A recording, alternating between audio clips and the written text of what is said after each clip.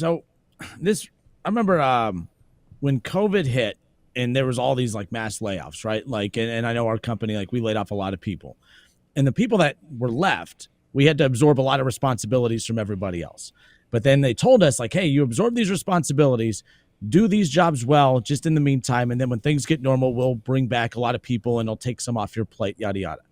What ended up happening is a lot of people absorbed more responsibility and then did those jobs really, really well. And they did them well to the point to where the company said, you know what?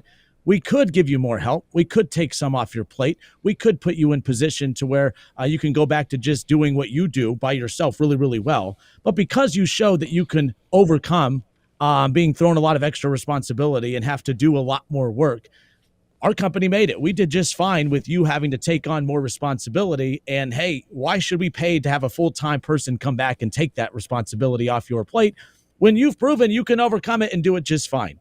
Sometimes when you prove that you can do something at a high level, it bails your company out. And then your company thinks, hey, we don't have to do right by you. We don't have to actually give you help. And that's what that Super Bowl year kind of reminded me of a little bit for Joe Burrow and the Bengals, where it actually worked against them. I know that sounds silly. And I'm here to tell you the positive spin I could put on this season. You may not feel it now, but it's actually a good thing that you were losing all of these games, putting up all the points that you are.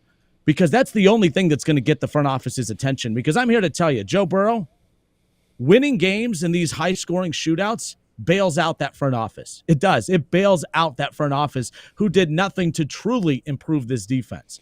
Yes, you bring in Sheldon Rankins, but Sheldon Rankins, a run stopper, and you were hoping to help add some strength to that D-line. DJ Reader was that. You just replaced DJ Reader with DJ Reader. You didn't truly improve up front defensively. Like a lot of the moves you made, like I get the move. You go get the safety from Baltimore. It was a solid get, but I mean, that wasn't like, especially with all the cap space you had, it wasn't as if that was just all of a sudden defense defining of a move. There needed to be more moves made. I believe that at times the Bengals have been successful despite all their deficiencies, and that's worked against them because we have Joe Burrow. Joe Burrow, he'll bail us out. You know what I mean? Like I said earlier, my company, everyone absorbed all these responsibilities, and we bailed out the company because we've proven that, hey, we can succeed even without X, Y, and Z. And that's kind of the Bengals mentality. We got to a Super Bowl with our quarterback being sacked 70 times. All right, we got to a Super Bowl with an average defense. It's not like we need to have we don't need to invest in our defense the way the Browns did or the Steelers do or the Ravens do or the other top teams in football, because we have Joe Burrow. We'll be just fine. I truly believe at the end of the day, a non-hater take here, losing these games is a good thing because it's the only thing that's going to get your front office's attention, because Joe Burrow bailing out the front office and winning games with how bad the defense is, there would be no motivation for that front office to say, man, we have to get better defensively. We have to improve our secondary. We have to improve our pass rush. We have to do this, because that's what happened last year. You guys won 9 games, and a lot of these problems defensively that exist now existed then.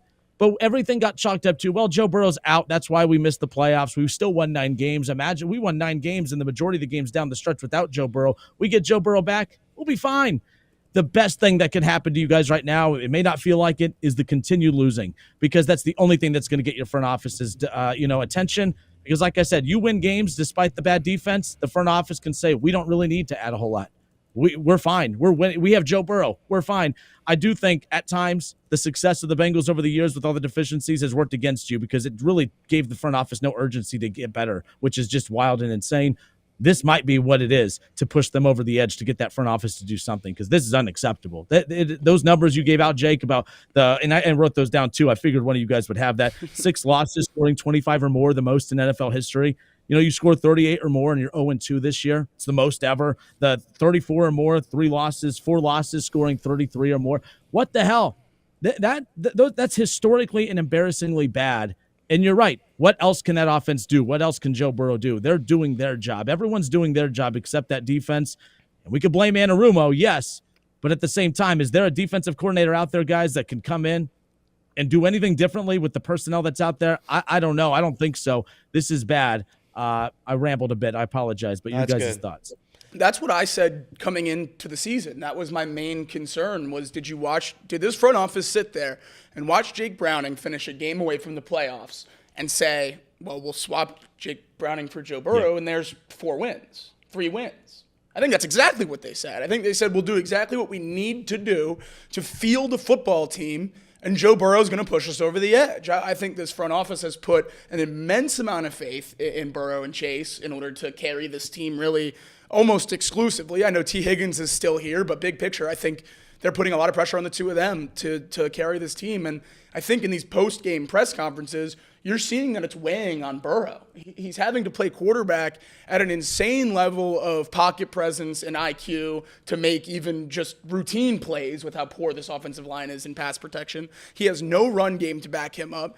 I don't think there's a more stressful quarterback job out there right now than the Cincinnati Bengals one and what we're asking Joe Burrow to do. And then as soon as he comes off the field, we're asking him to be the head coach and lead the team and criticize the defense and talk to the players and organize a team that's floundering in a playoff race where they thought they were going to win a Super Bowl and get everyone up and excited and ready to go, and the players and the fans. And we're putting so much on Joe Burrow.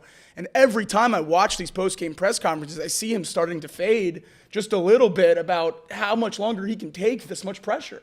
And I think you're starting to kill part of what makes him so great, and it's the heart and the mind. How much longer can you ask him to keep going out there and putting his all on the line with no one backing him up until it comes back to bite him at the end of the year and long term?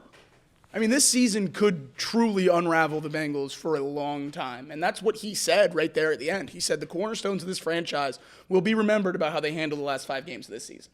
And he's absolutely right. And I think he was talking about the leaders of the team and himself, Trey Hendrickson, Jamar Chase, all those guys. I also think he's talking about Mike Brown in the front office. How you handle this season, how you attack the offseason, how you fill these holes and get back to a competitive place right away. I think that was the first open push he's really given to this front office to make some serious changes about how they operate with this team this offseason and commit to winning. Carson Palmer tried to do the same thing, and it didn't work, and we know how that all unfolded. And as we're watching this window come to life, maybe Carson Palmer was more right than any Bengals fan wanted to give him credit for, which is very, very painful to say. But right now, it looks like we're staring nearly the same thing in the face. I mean, there's just like, I don't have any words left, because even if what you said was true and if what Joe Burrow said was true, it's important how you handle these 5 games. Everybody should, I would say, in Bengals fandom, wants them to lose these games. Yeah. Because you want a better draft pick, right? The Carolina Panthers yesterday were one terrible fumble away from having the same exact record with 125 fewer points and a differential of minus 175.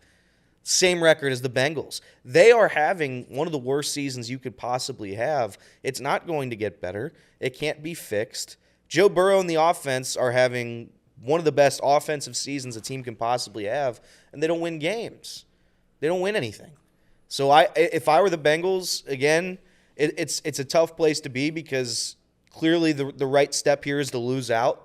There is I think they gave him a 3% chance to make the playoffs. So if you rationally believe that this team could make the playoffs, that's over now. 0.0%. I think Reed said that yesterday on the show, and he's right. It's completely over. The season's dead. The only thing that you have left is to try to make Joe Burrow happy. I imagine there's going to be conversations as to Zach Taylor, and we can probably get into that next segment, because I know I have my thoughts, and I know Jacob has his thoughts on it, and Casey has his thoughts, and Reed has everybody has their thoughts on the coaching situation for the Bengals. But similarly to the Reds, and I hate to do that, but we're Cincinnati, so I have to bring it up. At some point, you need a change, and this is when you make the change. This is it.